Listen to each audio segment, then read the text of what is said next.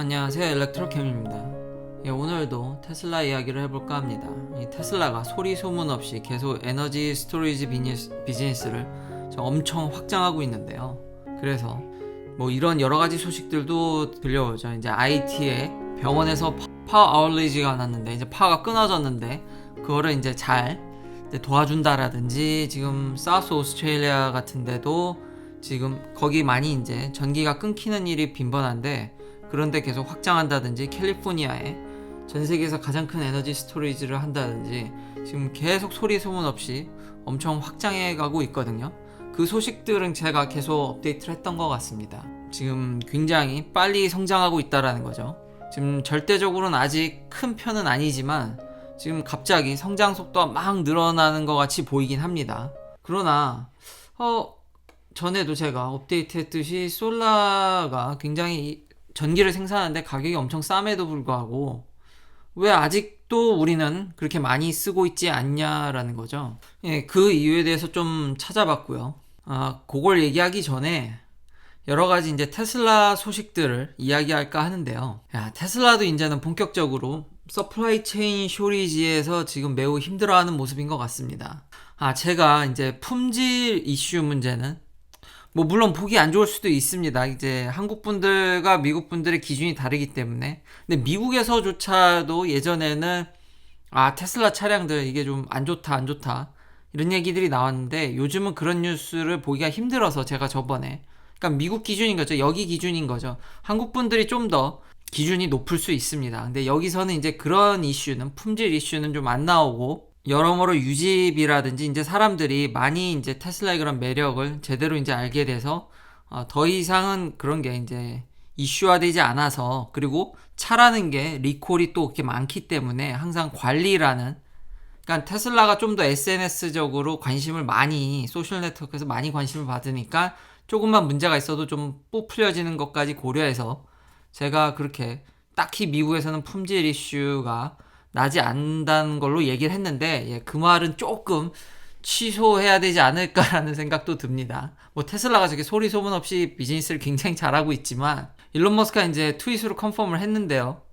이제 서플라이 체인 프레셔 때문에 이제 계속 가격을 올렸답니다. 이것에 대해서 아주 명확히 이유를 밝히지 않았는데, 뭐 물론 그렇게 의심은 했죠. 근데 수익성 때문에 올렸을 수도 있기 때문에 이제 그래도 회사가 좀 잘 이야기해 주길 바랬는데, 여튼 머스크가 트윗으로 부품 수급 문제 때문에 다른 여타 자동차 회사들과 똑같이 이제 가격을 계속 올렸답니다. 한 3,000불 넘게 올렸죠. 근데 제가 그 얘기를 조금 취소해야 된다는 얘기를 왜 하냐면은, 최근 또 이제 딜리버리 되는 모델 Y의 이 럼바 서포트, 이제 허리를 좀 받쳐주는, 특히 이제 패신저 사이드에 그게 없이 지금 딜리버리 되고 있답니다. 그러니까 레이더만 없앤 게 아니라 럼바 서포트도 없앤 거죠. 그래서 약간 이제 소비자들이 이제 조금 이제 화남이 느껴지는데, 그러면서 이제 가격은 계속 올렸다라는 거죠. 근데 이게 지금 테슬라만의 문제가 아니라 BMW라든지 다른 회사들도 일부 겪고 있습니다. 근데 지금 보면 2021년 BMW X3 같은 경우는 그거를 이제 패신저의 럼바 서포트를 없애고 가격을 찔끔 깎아주긴 했군요. 한 마이너스 175불로 이렇게 깎아주기라도 했는데, 뭐 물론 BMW 가격을, 이 X3 가격을 생각하면 뭐 큰 차이는 안 나지만 그래도 엄밀히 이렇게 표시를 해서 해줬는데, 테슬라는 그렇지 않죠. 가격을 올리고 지금 그냥 그 가격에 계속 딜리버리를 하고 있습니다. 그래서 이런 부분들이 좀 아쉬워서 그래도 좀 더 소비자들한테 이런 걸 좀 잘 해명해 줘야 되지 않을까라는 생각이 들었습니다. 그래서 얼마 전에 그런 품질에 칭찬을 했는데, 역시 다른 자동차 회사들과 비슷한 일을 겪으면서 그래도 이런 걸 좀 클리어하게 해주면은 좀 안타깝다라는 생각이 들어서 약간은 좀 취소하고 싶은 생각이 드는 거죠. 그리고 이제 일론 머스크가 그 부분에 대해서 좀 더 그래도 설명을 하긴 했는데요. 이게 좀, 이걸 얘기를 해야 되나. 그러니까 자기들이 로그북을 보니까 참 대단한 회사네요. 그러니까 그게 쓰이는지 안 쓰이는지를 알 수 있다라는 게, 그러니까 대부분 자기들이 보기에는 로그를 보면 거의 안 쓴다라는 거죠. 사람들이. 우리가 이런 차 데이터를 이렇게까지 상세히 수집하는 회사는 없으니까요. 근데 우리가 보기에 그걸 거의 안 쓰니까 없앴다. 그러면 가격 좀 깎아주지. 뭐 여튼 메이저 서플라이 체인 프라이스 프레셔로 가격을 올리고 부품은 계속 이런 것도 올린다. 그리고 테슬라는 자체적으로 이렇게 판단해서 아무도 안 쓰니까 우리가 그냥 편리하게 없애줬다. 예, 안타깝습니다. 그리고 이제 재미난 기사들은 요것 때문에 좀 아무래도 미뤄지는 것 같은데, 모델 S랑 X 이제 리프레시 되는 테슬라 모델 S랑 X의 GPU에 이 AMD 그때 나비 아키텍처를 쓴, 그러니까 AMD의 그래픽 카드가 들어가는 거 아니냐라는 얘기들이 있었는데, 예, 결국 지금 RDNA2 GPU로, 그러니까 AMD 계열의 최신 아키텍처를 쓴 GPU로 이제 확정이 됐습니다. 그러니까 계속 루머로만 떠돌았는데 이제 차가 어느 정도 이제 딜리버리가 되다 보니까 그때 제가 영상도 보여드렸죠. 대대적으로는 6월 둘째 주인 것 같은데 지금은 좀 일부 돌아다니는 차들로 이게 지금 확인된 것 같습니다. 근데 RDNA2면 지금 저 칩을 지금 테슬라만 쓰는 게 아니라 지금 엑스박스라든지 플레이스테이션 5가 지금 AMD의 RDNA2 GPU를 쓰거든요. 그러니까 한마디로 말 그대로 그냥 게임기입니다. 정말로 이 안에서 인포테인먼트 시스템을 제대로 갖춰가겠다라는 테슬라의 의지가 보여지죠. 아직까지 이렇게까지 게임기를 아예 차 안에 넣은 회사는 없죠, 당연히. 예. 유일합니다, 테슬라가. 이런 부분들이 참 재밌었는데, 그럼 반면에 제가 그런 생각을 했거든요. AMD 말고 왜 엔비디아를 쓰지 않았을까? 과거에 엔비디아의 관계도 있어서 안 썼나? 엔비디아랑 같이 자율주행도 연구하다가 헤어진 적이 있죠. 그래도 왜 엔비디아를 그래도 한 번은 다시 고려해볼 만하지 않나. 어쨌든 다른 회사 GPU를 쓰는데 그래도 같이 일해본 회사 GPU를 쓰는 게 낫지 않나, 뭐 그런 생각을 했지만, 제가 그래서 좀 찾아보니까 이 엔비디아 아키텍처랑 AMD의 아키텍처를 이제 비교한, 최신 아키텍처를 비교한 걸 찾아봤지만, 일단 기사 첫 번째부터 보면 엔비디아 지포스 RTX 그래픽카드 가격이 나인메어입니다. 예, 미친듯이 가격이 올라가고 있죠. 이 덕에 지금 주식은 드디어 이제 엔비디아 주식은 옆으로 횡보하다가 막 올라가기 시작했고, 뭐 물론 최근 비트코인 가격도 영향도 없다라고 하면 말이 안 되겠죠. 여튼 계속 옆으로 가다가 드디어 상승하기 시작한 엔비디아, 거기다 이제 분할 이슈도 있죠. 여튼 일단 가격이 살인적입니다.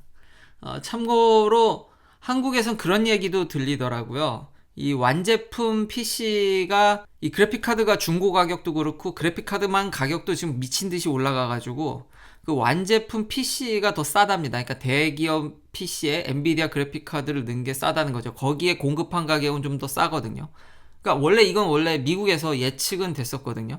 그러니까 미국에서는, 그러니까 한국에서는 저희 아버지도 그렇고 이렇게 컴퓨터를 막 조립하시는 걸 좋아하셔서 조립하셔서 쓰시는데, 미국에서는 제가 딱히 그렇게 하지 않는 이유는, 뭐 물론 이제 맥으로 완전히 넘어와서도 있지만 아버지께서는 그 조립하는 걸 관심이 있어 하니까 저도 가끔 이제 미국의 가격을 보는데, 미국은 애시당초 조립을 하나 대기업 제품을 쓰나 큰 차이가 나지 않았거든요. 근데 이 사태를 빌미로, 그러니까 대기업은 더 대량 구매를 하기 때문에 바잉 파워라든지 그런 것 때문인진 몰라도 여튼 미국에서는 이제 월등히 대기업 제품이 엔비디아 그래픽 카드를 쓴 게 싼 편입니다. 근데 한국에서도 이제 대기업 제품들이 가성비 이야기가 슬슬 나오는 것 같습니다. 이게 그래픽 카드가 천정부지로 올라서, 그러니까 이 요인 때문에 아무래도 테슬라는 엔비디아를 더 선호할 수밖에 없고요. 가성비, 원가 절감을 뭐 피해갈 수는 없으니까요. 플러스 아주 요 기사가 정말 장문으로 각각의 성능과 뭐 메모리의 레이턴시라든지 파워 컨섬션,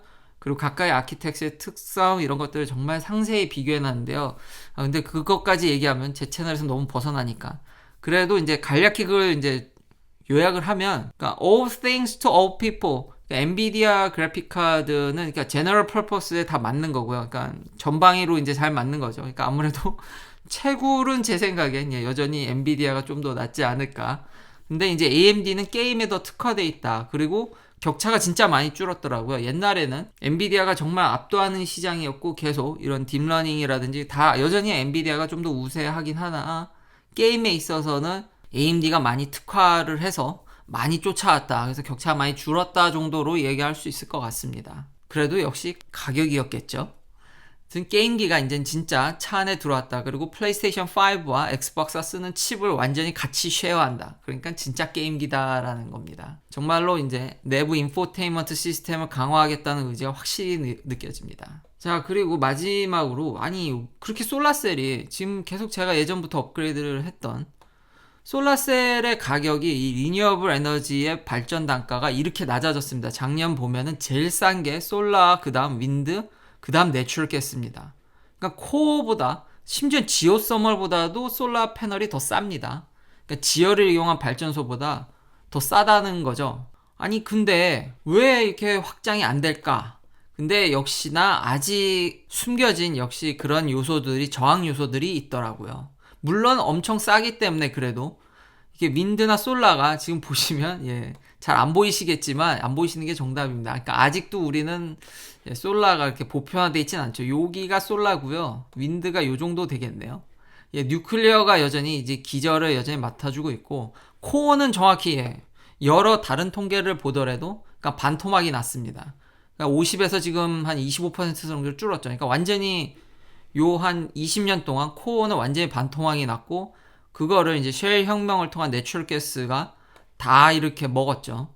그래서 아이러니하게 미국의 CO2 에미션은 줄었습니다. 왜냐하면 코어를 태우는 것보다 내추럴 가스를 태우는 게 CO2 에미션이 반으로 줄거든요. 그래서 미국이 희한하게 그 파리 기후 협약을 탈퇴했음에도 불구하고 그 목표치를 계속 채워가고 있습니다. 왜냐하면 다 이걸로 채워지고 있기 때문에. 그러나 여전히 궁극적인 이제 제로 카본 앰비션으로 가려면 솔라나 윈드를 써야겠죠. 근데 아직은 여기라는 거.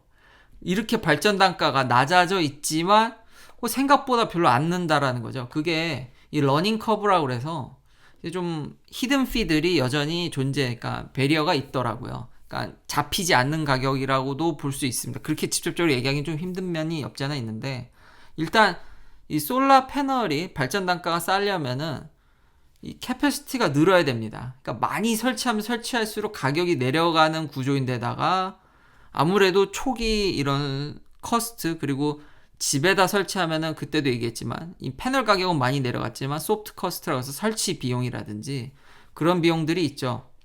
그러니까 이거는 초기에 좀 투자 비용이 좀 많이 들어가야 된다라는 점. 그러니까 원료가 공짜죠. 태양빛이니까. 공짜지만 이제 관리비가 좀 들어가겠지만 그걸 감안하더라도 어쨌든 원료가 공짜니까요. 반면에 석탄을 만약 발전한다 치면은, 이 리포트에도 나왔지만 석탄은 그 발전 단가의 40%가 연료비입니다. 근데도 이게 요거밖에 안 주는 이유는 우리의 그런 전기 시스템이 기존 화석 연료에 너무 잘 맞춰져 있다라는 겁니다. 그걸 이제 상세하게 분석을 해놨는데, 결국은 우리가 이런 파워 그리드라든지 그걸 배선하는 문제, 그리고 정치적인 문제, 그리고 그 전기에 대한 레귤러터리 스트럭처, 유틸리티 스트럭처, 이런 것들이 지난 우리가 너무 오랫동안 화석연료에 맞춰져 있다 보니까 이게 리니어블 에너지로 오려면은 법도 좀 바뀌어야 되고, 그리고 이런 규제, 정치적인 면, 왜냐하면 발전 형식이 완전히 다르기 때문에요. 이거는 우리가 원할 때 발전할 수 있지만 솔라나 윈드는 우리가 원할 때가 아니라 발전할 때 해야죠. 할 수 있을 때. 그리고 나서 남은 에너지를 쓰는 거니까. 이 표가 단순히 발전 단가만 한 게 아니라 그런 배터리라든지 에너지 보관한다라든지 다른 요인도 어느 정도는 그런 쿠션을 잡긴 했지만, 여전히 우리가 사회적으로 굉장히 포sil 퓨얼에 너무 익숙해져 있어서 이거를 다 바꾸려면은 시간이 좀 걸리고 제도라든지 이런 것들을 다 개선해야 된다라는 거죠. 그래서 바이든 정부가 그렇게 인프라스트럭처 하는 것 같습니다. 어쨌든 발전 단가는 다 쫓아왔으니까요. 확실히 솔라가 싼 건 맞으니까 다른 이런 인프라나 법적인 재정비만 된다라면은 폭발적으로 늘지 않을까. 근데 아직은 저항이 있다. 왜냐하면 그게 이제 기존 사람들의 어떤 거부감도 있겠지만, 워낙 우리가 기존 퍼슬 퓨얼을 쓰는데 익숙해져서 여러 가지 이런 인프라스트럭처를 개선하지 않으면은, 지금 예를 들면 다른 주 같은 경우는 로드블락으로, 버틀렉으로 송전선이라든지, 그러니까 여러 가지 이런 것들이 다 맞물려 있어서 지금 변환하는데 그게 다 이제 허들이 돼서 시간이 걸리는 거거든요. 그렇지만 결국은 어느 기점을 넘어서면 이제 폭발적으로 성장할 거다. 그러면 자연스레 이 테슬라 이제 배터리가 확장되지 않을까. 그러니까 사업이 거기에 달려 있다라는 거죠. 그러니까 좀 더 여전히 테슬라가 좀 더 미리 하고 있다, 그러니까 빨리 가고 있다라고 보여지는 거죠. 미리 대비한다라고 볼 수도 있고요. 이래서 빨리 이 비즈니스가 아직은 차 파는 거에 중점돼 있고, 요 비즈니스가 커질 듯 지금 아직은 좀 정체인 이유는 욕이 있다라는 거죠. 그렇지만 금방 이런 게 재정비가 되면 여전히 그 발전 단가가 싼 건 맞으니까. 그리고 진짜 트랜스미션 라인을 까는 비용으로 로컬리 그런 솔라를 깔 수도 있는 거고, 여러 가지 것들을 생산할 수 있기 때문에 충분히 이게 금방 늘 거다라는 거죠. 그래서 결론은 소리 소문 없이 열심히 익스펜딩 하고 있다. 그러니까 남들 모르게 잘 하고 있다라는 거죠. 이 부분은 잘 하고 있지만 이거는 좀 이걸 여기 원래 조절 장치가 있는데 이걸 이렇게 빼버리고, 그래도 뭐 BMW처럼 그래도 한 200불이라도 좀 깎아줬으면 좋겠습니다. 긴 영상 시청해주셔서 감사합니다. 내일도 테슬라 관련 이야기들로 찾아뵙겠습니다.